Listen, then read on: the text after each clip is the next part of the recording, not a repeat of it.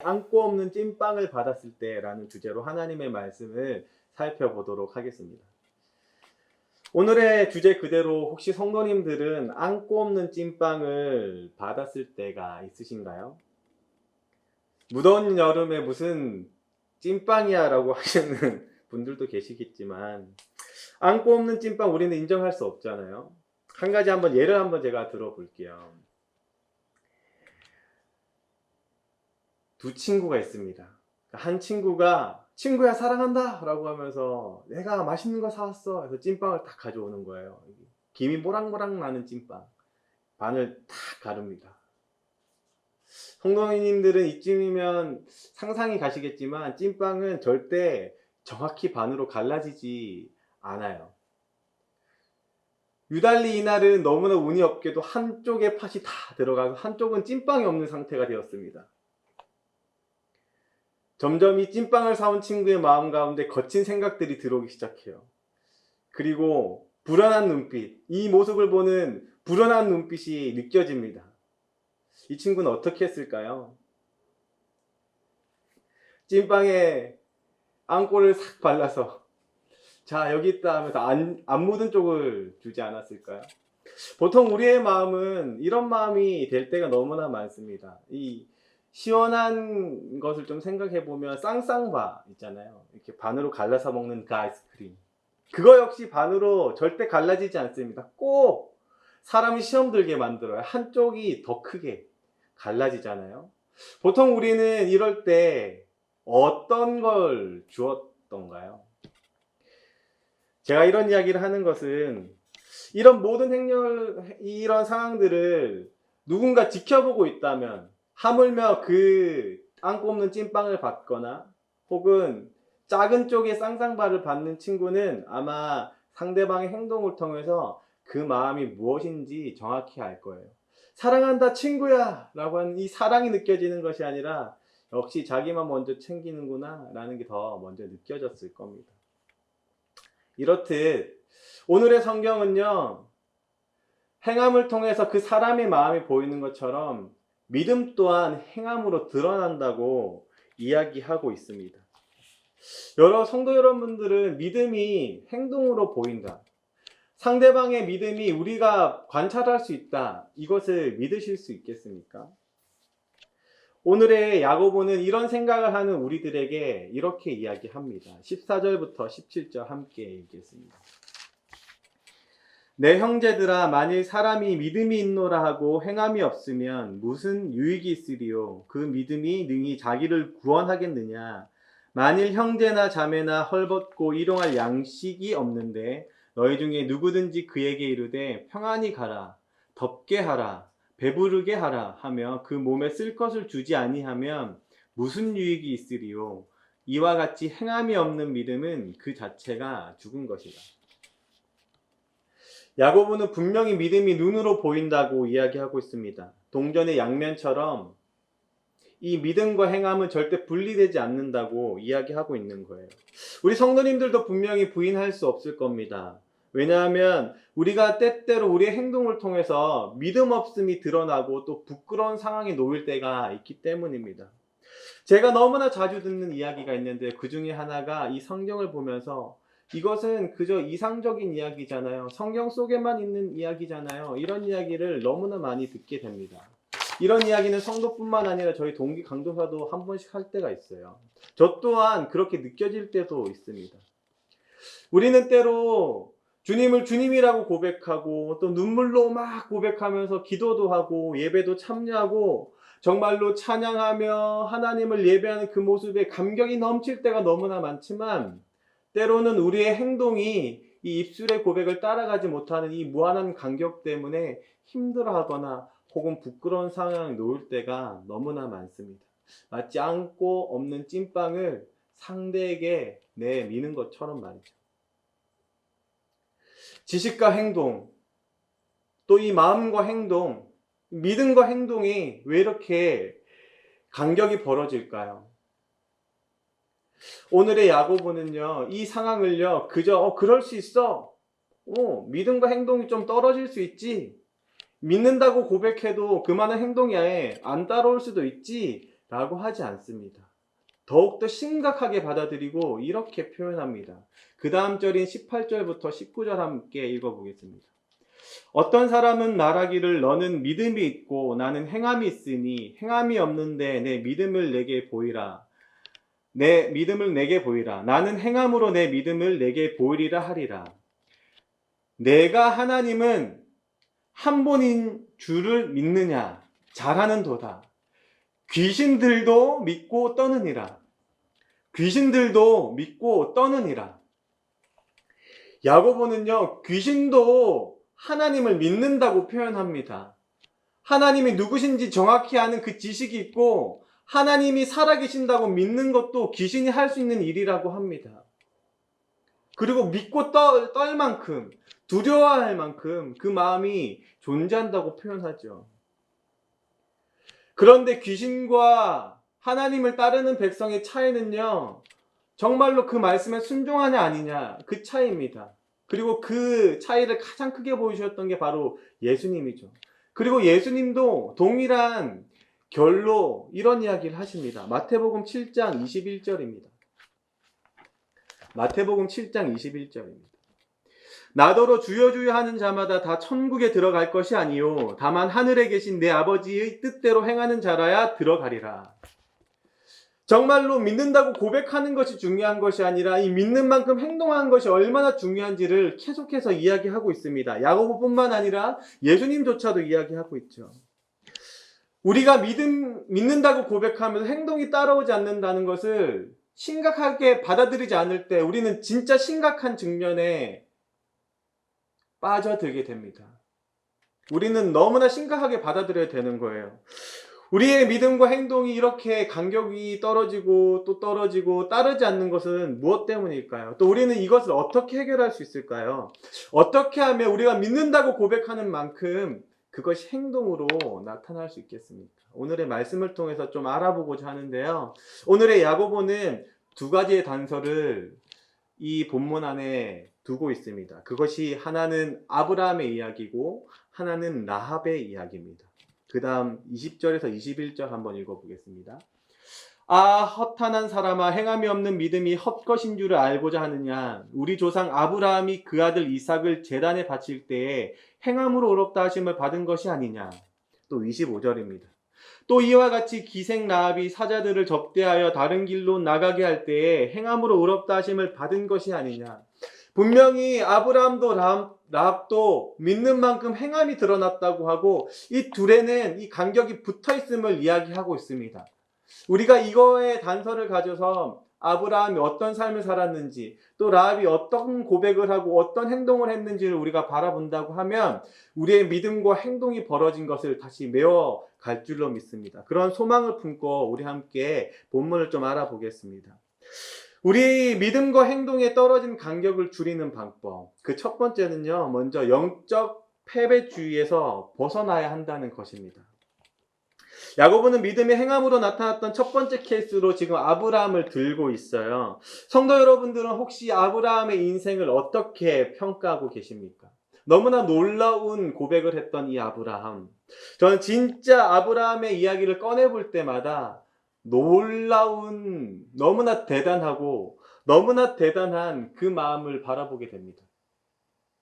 저는 그런데 결이 진짜 좋은 쪽의 대단함이 아니고요, 나쁜 쪽의 대단함이에요. 그것은 뭐냐면 정말로 수도 없이 아브라함이 실패하는구나, 정말 실수하는구나, 이런 걸 느끼게 되는 겁니다. 성도 여러분들은 인정이 되지 않을까요, 혹시? 오늘 아브라함이요, 하나님의 말씀을 받아서 순종했고 믿음으로 자기 아들을 진짜 죽일 것 같은 그 순종함으로 하나님께 그 믿음을 내비쳤다고 하지만 이런 상황, 이런 행동을 보일 때까지 아브라함은 수도 없이 실패하는 것을 우리가 성경을 통해서 보게 됩니다. 그 첫 번째 실수가 바로 창세기 12장 13절에 나타나는데요. 우리 함께 창세기 12장 13절 한번 볼게요. 창세기 12장 13절에 첫 번째 실수가 나오는데 이 실수는 아브라함이 하나님께 말씀을 받아 순종함으로 가나안 땅에 왔지만 이 땅에 흉년이 들어서 그 밑에 더 부유한 땅인 애굽으로 떠나는 하나님의 약속을 제대로 바라보지 못하고 더 좋은 땅으로 가는 실수를 범하게 되는데요. 그 가운데에서 아브라함의 마음에 비춰졌던 게 지금 13절에 기록되어 있거든요. 우리 한번 13절 한번 보도록 할게요. 창세기 12장 13절입니다. 원하건대 그대는 나의 누이라 하라. 그러면 내가 그대로 말미암아 안전하고 내 목숨이 그대로 말미암아 보존되리라 하리라. 지금 아브라함은요, 하나님을 통해서 목숨이 보존된다고 하지 않고 그의 아내인 사라를 통해서 내 목숨이 안전하고 보존을 받을 거라고 이야기합니다. 13절 초반에 원하건대 그대는 나의 누이라 하라. 그러면 내가 그대로 말미암아, 너로 말미암아 내가 살 수 있다고, 하나님을 향한 믿음이 전혀 없음을 지금 바라보고 있어요. 그런데 아브라함은 참 놀랍게도 바로에게 역사하셔서 많은 재물을 들고 가나안 땅으로 돌아오는 큰 은혜를 받게 됩니다.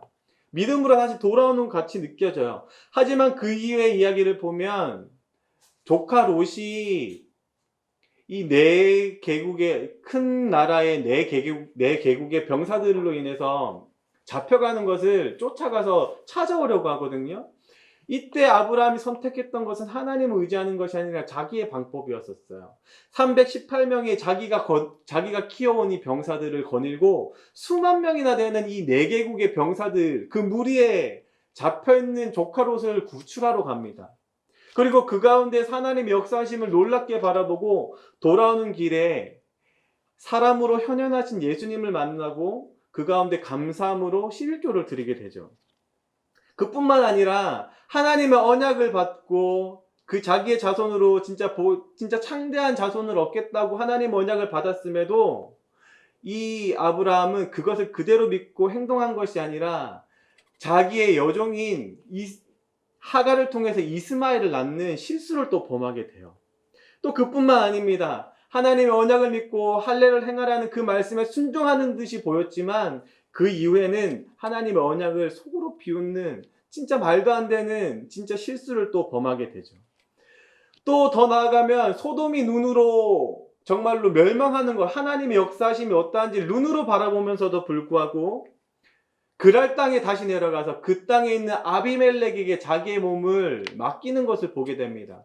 초반부에 벌였던 똑같은 실수, 애굽 땅으로 내려갔던 그 똑같은 실수를 또 반복해서 저질렀던 게 바로 아브라함이죠.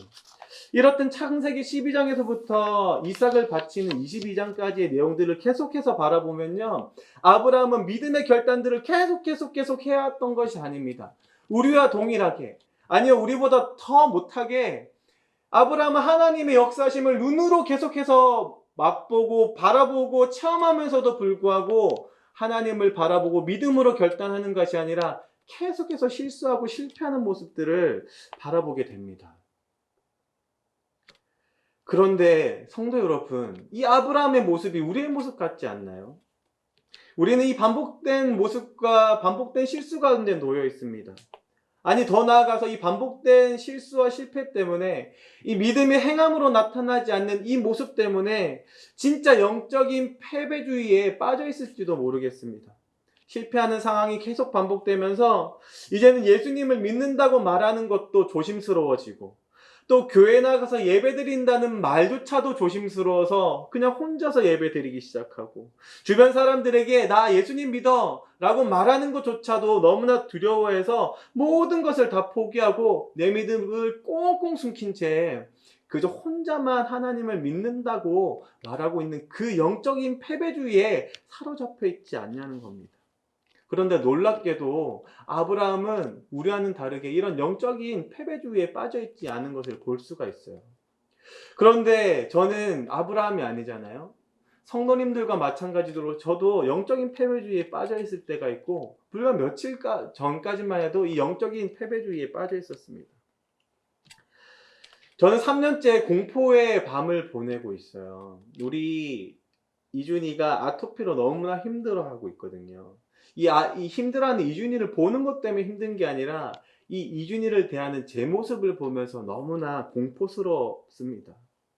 자면서 2-3번이나 깨는 게 우리 이준이거든요. 그러다 보니까 잠이 깊지도 않고 스트레스도 많이 받고 있어요. 그 모습을 함께 공유하는 저희도 마찬가지인데 어느 순간 제가 이준이를 사랑으로 대하는 게 아니라 소리를 치기 시작했습니다. 야, 아빠가 끌지 말라 했지? 왜 계속 긁어서 피가 나고 또 간지럽고 또 간지러서 또 긁고 어느 순간 이준혁이 소리치는 모습을 제가 보기 시작했어요. 어느 순간 소리치는 것뿐만 아니라 이 기도의 소리에 하나님이 역사하신다는 믿음이 사라진 모습을 보게 됐습니다. 3년째 이 모습이 계속해서 반복되고 있으니까요. 지속적으로 실수하고 실패하고 또 반복되고 그 모습 가운데에서 점점 제 모습이 영적 패배주의에 빠지기 시작한 겁니다. 그런데 더 심각한 것은 제 옆에 함께 있는 이 집사람의 모습마저도 점점 변하는 걸 보게 되었어요. 진짜 인자하고 예수님 같던 우리 집사람이 어느 순간 이준희에게도 짜증내기 시작하고 화를 막 내기 시작하는 겁니다. 제 마음이 너무 나쁘기 시작했어요. 아니, 내가 우리 가정도 제대로 세우지 못하고 내 믿음은 행함이랑 점점점 떨어지고 이 격차가 벌어지는 제 모습이 이제 너무나 힘들어져서 난 이제 사역하면 안 되겠다. 내가 이런 모습으로 어떻게 한 사람을 살릴 수 있을까? 이런 마음이 너무나 드니까 진짜 하고 있는 모든 것을 다 포기하고 싶은 겁니다. 그런 영적인 패배주의 그 가운데 빠져 있었어요. 그러다 얼마 전 늦은 밤 말씀을 보며 기도하다가 진짜 무릎 꿇고 하나님 앞에 엎드리게 됐습니다. 왜냐하면 제가 그 천국으로 눈물하게 됐던 그 이유는요, 이 실수하고 실패하는 가정 가운데 끝까지 호통치지 않으시고 기다려주시고 인내하셨던 그 하나님이 보였기 때문입니다. 저는 참지 못하고 이준희에게 호통을 치고 기다리지 못하고 반복된 실수와 실패 가운데 있었는데 하나님은 여전히 저를 붙잡고 계시는 겁니다. 이 모습이 이 아브라함에게도 동일하게 나타났어요. 아브라함도 실수와 실패를 계속해서 거듭하지만 이 아브라함이 마지막에 이 야고보서가 이야기한 것처럼 믿음의 결단을 하고 행동으로 나타낼 수 있었던 건 하나님께서 그 모습을 이루셨기 때문입니다. 그리고 그 이루시는 하나님을 아브라함은 바라봤기 때문이죠. 아브라함의 내러티브의 시작이 어떻게 되는지 여러분 아십니까? 믿음이 강한 아브라함을 선택했던 게 하나님이 아니라 아무것도 없는 이 아브라함에게 그저 일방적으로 하나님의 말씀을 선포했고 언약을 선포했어요. 내가 너에게 복을 주겠다. 내가 약속한 땅으로 너는 가라. 그리고 그 땅에 복을 주시고 그 땅에 정착하게 하시고 그 땅 가운데서 자손을 낳게 하신 분이 바로 하나님이라는 것을 이 아브라함이 깨닫게 된 거예요. 나의 반복되는 실수와 실패는 전혀 상관없이 하나님이 일방적으로 만들어 가신 그 놀라운 섭리를 이 아브라함이 바라봤기 때문에 이삭을 죽일지라도 하나님이 다시금 살리실 거라는 것을 바라보고 믿게 되었고, 이삭이 죽더라도 다른 자손을 100세가 넘어서라도 하나님이 주실 수 있다는 그것을 체험했기 때문에 그 믿음이 온전히 행동으로 드러났던 거죠. 사랑하는 성도 여러분, 아브라함이 이삭을 바치는 믿음의 행동에 이르게 된 것은 아브라함이 대단한 믿음을 가지고 있기 때문이 아닙니다. 아브라함의 믿음을 하나님이 만들어 가셨고 대단한 하나님께서 그러한 행동을 하실 수 있도록 끝까지 도와주셨기 때문입니다. 아브라함은 어떠한 상황에도 끝까지 언약을 이루시는 하나님을 마주하게 되었고 그 신실한 하나님을 바라보았기 때문에 오늘의 이 믿음의 결단과 행동을 할 수 있었던 것이죠. 요즘 친구들의 이야기 중에 젖 잘 싸라는 이야기가 있습니다. 졌지만 잘 싸웠다. 우리 날마다 질 수 있어요. 날마다 실패할 수 있습니다. 하지만 잘 싸우길 바랍니다. 끝까지 이루시는 그 하나님을 바라보길 소망합니다. 오늘 지더라도 내일 승리케 하시는 그 하나님을 바라보길 소망합니다. 믿음과 행동에 떨어진 간격을 줄이는 두 번째 방법은 바로 올바른 비용 계산을 하는 것입니다. 라합은 여리고성의 기생이었어요. 모세를 다음해서 이 이스라엘 백성을 이끌고 이 가나안 땅으로 들어가길 원했던 이 여호수아는요, 첫 번째 성이었던 이 여리고성을 정탐하기 위해서 정탐꾼들을 보내게 되었고 그곳에서 기생이었던 라합을 만나고 목숨을 보전하고 정탐을 다 마치고 돌아오게 되었습니다. 이 돌아올 때에 생명을 보장받게 되어요.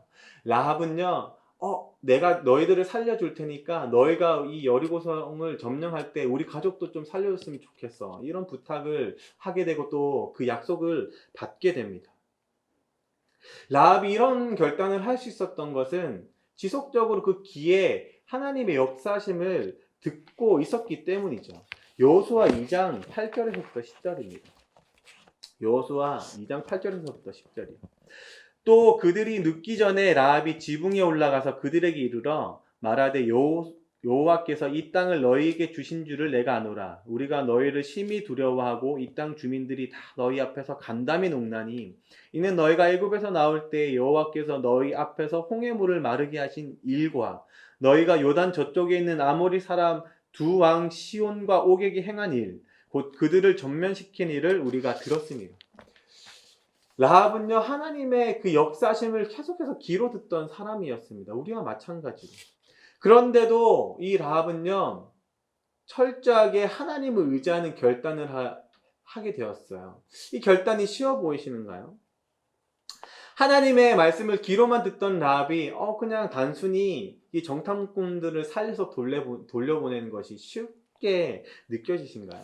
그런데 다시 그 상황을 좀 자세히 보면 진짜 이 라합이 철저하게 치러야 될 비용들이 얼마나 컸는지를 좀 알 수 있습니다. 이 라합이 여리고성 자기의 터전을 버린다는 이 비용, 또 자기와 함께하고 자기와 함께 관계를 맺었던 모든 사람들을 버려야 된다는 이 비용, 또 더 나아가서 무엇보다도 자기가 평생 먹고 살았던 그 직업, 이 기생, 이 창녀라는 직업, 몸을 팔아서 수입을 얻던 이 직업을 이스라엘 백성들에게 갔을 때는 절대 할 수 없었다는 것을 라합은 알았을 거예요. 이 모든 것까지 버려야 된다는 이 비용, 그뿐만 아니라 이 정탐꾼들을 살려서 돌려보내면 자기의 목숨까지도 위태로워진다는 것을 너무나 잘 알았어요. 이런 비용까지도 다 감수하고 정탐꾼들을 살려보내고 목숨을 보장받는 결단의 행동을 하게 되었습니다. 이 모든 비용, 이 어마어마한 비용을 계산하더라도 이 라합은 하나님을 선택했고 하나님의 백성됨을 지금 선택했다는 이유예요. 우리와 다르게 라합은 어떻게 이러한 선택을 할 수 있었을까요? 라합은 가장 중요하고 가장 비싼 값이 무엇인지 알았기 때문입니다. 모든 비용을 다 계산해도 내가 손해가 아니라는 것을 알고 있었기에 믿음의 행동을 하게 된 것이죠. 더 큰 이득을 바라게 된 겁니다. 여호수아서 2장 11절입니다. 우리가 듣자 곧 마음이 녹았고 너희로 말미암아 사람이 정신을 잃었나니 너희의 하나님 여호와는 위로는 하늘에서도 아래로는 땅에서도 하나님이시니라. 진짜 하나님이 누군지, 진짜 큰 값이 누군지, 큰 비용이 누군지 알고 있었던 게 바로 라합이었던 거죠. 제가 신대원 때 정말로 저희 반에 놀랍게도 나이가 지극히 드신 한 분이 계셨어요. 이분이 나이가 60세가 넘었거든요. 그때 당시. 제가 큰형님이라고 불렀습니다. 저희 어머니보다 나이가 많은데 큰형님이라고 불렀어요. 근데 이분이 3학년 1학기 때쯤 되었을 때 불행한 소식을 가지고 오신 거예요. 신장이 너무나 좋지 않아서 신장 이식을 받아야 된다는 그 소식을 우리 반 전도사님들에게 전하게 되었습니다. 저는 그 소식을 듣는데 마음이 너무나 아팠어요. 단순히 그분이 아파서가 아니라 그분이 저에게 베푼 사랑이 있었는데 그 사랑을 돌려드리지 못하는 제 수준 때문이었기 때문입니다. 제가 결혼하기 전에 프로포즈하지 못하는 그 모습, 돈이 없어서 아무것도 해주지 못하는 모습에 선뜻 저에게 반지 하나를 살 돈을 주신 분이 바로 그분이셨어요. 그래서 제가 그 돈으로 지금 집사람에게 제가 프로포즈를 했었습니다. 그뿐만 아니에요. 제가 배를 골아서 물로 끼니를 채울 때 정말로 힘들어서 돈이 없어서 밥을 못 먹고 1학년 1학기 때 그 힘겨운 가운데 신학을 할 때 그 모습을 보고 밥을 먹으라고 돈을 주셨던 분이 바로 그분이었어요. 그뿐만 아니라 이준이가 태어났을 때도 이준이에게 따뜻한 옷 한 벌 사입히라고 선뜻 돈을 주셨던 분이 바로 그분이셨습니다. 너무나 넘치는 사랑을 받았는데 막상 제가 사랑을 줘야 되는 그 수준에 제가 드릴 수 있는 사랑이 너무나 부족한 거예요. 개인회생이 계속해서 진행돼서 제 모든 사례는 집에도 제가 보탤 수도 없는 상황이고 집사람은 이준이를 낳고 나서 육아휴직비로 그냥 그걸로 저희 가족이 연명하고 있었거든요. 60만 원도 채 안 되는 이 돈으로 한 달을 겨우 살아가고 있었고, 통장에 보니까 200만 원밖에 없는 겁니다. 그 전에 모아놨던 모든 돈들이 다 이제 사라지고 딱 200만 원이 남아 있었어요. 제가 진짜 이 상황을 보면서 거친 생각들이 막 들어오기 시작했어요. 이거 어떻게 해야 되지? 그리고 그 모습을 바라보는 이 집사람의 불안한 눈빛이 또 느껴지기 시작했어요. 그리고 이 모든 상황을 바라보는 하나님의 그 시선이 바라 보였죠. 우리가 결단했던 것은 결국에는 이 모은 돈의 반을, 큰 돈은 아니지만 정말로 하나님의 은혜를 기대하는 마음으로 반을 떼서 그분에게 드렸거든요. 지금에 생각해보면 다 드려도 되었지 않았을까라는 생각까지도 듭니다. 왜냐하면 그때나 지금이나 제가 마음에 드는 것은 하나님이 주셨던 그 사랑들이 계속해서 느껴졌고, 하나님이 저에게 이루셔갈 그 은혜들을 계속해서 바라봤고, 그 큰 값들이 바라보였기 때문에 제가 손해보고 제가 못 먹고 못 입고 못 누리게 될 것들이 보이지 않았기 때문이죠. 사랑하는 성도 여러분, 우리는 오늘도 비용 계산을 하게 됩니다. 믿음의 선택을 위해서 철저하게 비용들을 계산하는 모습들을 바라보게 돼요. 우리는 이런 상황 가운데 어떤 선택을 해왔습니까? 오늘의 성경 야고보서는요, 5장밖에 되지 않지만 믿음의 행함에 대해서 너무나 피 터지도록 야고보가 이야기하고 있어요. 야고보가 왜 이런 이야기를 했는지 성도 여러분 아시나요? 야고보는 예수님의 형제였습니다. 예수님께서 믿음을 선포하시고 자기가 죽어야 된다고 그 믿음을 선포하시는 그 소리를 수도 없이 들었는데 진짜 그 믿음의 행동을 행하는 모습을 바라봤던 게 야고보였었어요. 그런데 이 야고보가 이 초대교회에, 이 예루살렘 교회의 수장이 되었을 때 뒤를 돌아보니까 너무나 놀라운 일들이 지금 교회 안에 벌어지고 있는 겁니다. 스데반 집사가 죽고 나서 뿔뿔이 흩어졌던 이 사람들에게, 이 사람들을 통해서 하나님이 역사하시고 복음들이 막 전해져서 많은 사람들이 교회 안으로 계속해서 들어오는데, 정작 하나님을 믿는다고 하는 사람들 그 마음들 가운데에서 예수님이 보여주셨던 그 행함이 나타나지 않는 거예요. 말로는 예수님을 믿는다고 하면서 가난한 사람들이 눈에 보이지 않는 모습들을 야고보는 바라보게 되었습니다. 정말로 그런 모습을 바라보면서 믿는다고, 너도 나도 믿는다고 표현하면서 예수님을 따르지 않는 그 행함과 믿음이 떨어져 있는 그 모습을 야고보가 바라보면서 너무나 위험함을 직감했는지도 모르겠어요. 교회 안에 가난한 사람이 넘쳐나고 사랑할 사람만 사랑하는 그 교회의 모습, 우리의 모습, 저의 모습을 야고보가 미리 보게 됐는지도 모르겠습니다. 주여 주여 눈물 흘리면서도 내 옆에 쓰러져가는 지체를 바라보지 못하는 그 모습이 너무나 안타까워 보였는지도 모르겠어요. 사랑할 만한 사람을 사랑하는 것, 우리가 사랑할 수 없는 사람을 사랑하는 모습이 아니라 사랑할 만한 사람만 사랑하는 모습을 이 야고보가 보면서 얼마나 힘들어했을까. 제가 이 영적인 모든 우울감 가운데 왜 빠졌는지 생각해 보니까 이 비용 계산이 진짜로 안 되는 거예요. 이 믿음과 행함이 떨어지는 이유는요, 이 비용 계산이 너무나 잘못되는 거예요. 내가 손해보는 것들만 계속해서 생각하는 겁니다. 그때 당시 그리스도인들도 마찬가지였을 거예요. 내가 손해보는 것들만 계속 생각했을 거예요. 그런데 이 계산기에 입력된 값이 하나가 잘못되었습니다. 무한하게 주신 그 하나님의 사랑, 무한하게 주신 그 하나님의 은혜가 입력되지 않은 채 그냥 계산기 가운데 마이너스로 표현되는 그 모습 때문에 믿음의 결단을 하지 못하는 게 우리였고 제 모습이었던 것이죠. 사랑하는 성도 여러분, 우리가 진짜로 이 행함과 믿음이 떨어지는 간격 가운데에서도 믿음의 행동을 나타낼 수 있는 것은 하나님께 받은 은혜와 그 받은 사랑들을 모두 다 입력하는 겁니다. 그리고 모두 다 기억해내는 것이죠. 그것을 통해서 온전한 비용이 계산되었을 때 우리는 비로소 안고 없는 찐빵을 사람들에게 주는 것이 아니라 안고가 가득한 쪽을 주는 사람으로 변하게 될 줄로 믿습니다. 사랑하는 성도 여러분, 우리가 허락받은 믿음을 행동으로 옮겨 진짜 하나님 나라의 온전함을 나타내야 될 줄로 믿습니다. 마지막으로 말씀 하나 읊어드리도록 할게요. 사도행전 2장 말씀입니다.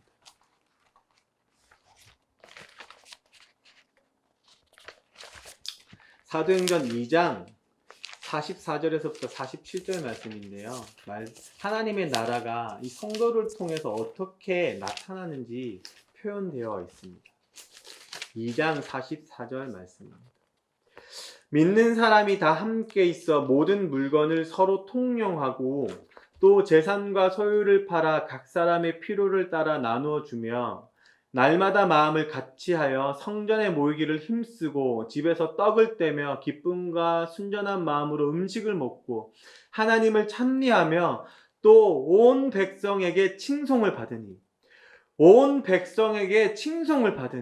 주께서 구원받는 사람을 날마다 더하게 하십니다. 사랑하는 성도 여러분, 우리가 믿음의 결단을 하고 행함을 보일 때마다 하나님의 나라가 드러납니다.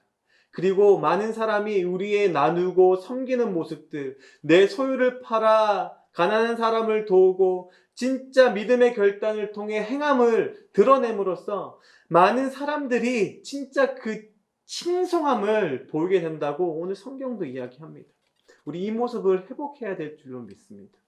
우리 믿음과 행함이 떨어졌다면 정말로 영적 패배주의를 벗어나게 하는 그 하나님의 언약을 바라봄으로써 끝까지 이루시는 그 하나님을 의지함으로써 우리의 행함이 드러나게, 또한 더 나아가서 아브라함과 라합처럼 정말로 비용 계산이 철저히 우리에게 받은 은혜가 무엇인지 철저히 깨달음으로써 진짜 손해보고자 하는 그 마음이 나타나는 것이 아니라 나눠주는 마음이 돼서 온전히 하나님 나라를 드러내기 간절히 소망합니다. 우리 함께 기도하도록 하겠습니다.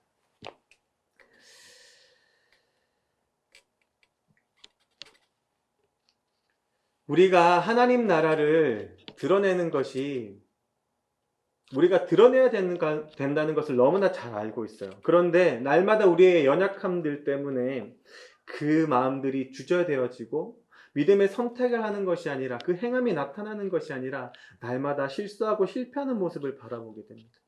그런데 그 모든 것을 이겨내게 하실 분이 여호와 한 분밖에 없고 그리스도의 은혜밖에 없음을 우리가 믿으며 고백합니다. 하나님, 우리의 마음 가운데 실패와 실수가 자리 잡을 때마다 하나님을 바라볼 수 있도록 주님 도와주시옵소서. 실패와 실수, 행함이 따르지 않는 내 모습 때문에 넘어져서 일어날 힘조차 없는 우리에게 그리스도의 사랑을 다시 한 번 더 깨닫게 하여 주시옵고, 정말로 이 땅 가운데 하나님 나라를 드러낼 수 있는 믿음으로 우리가 다시금 살아날 수 있도록 주님 도와주시옵소서. 우리 함께 기도하며 나아가겠습니다.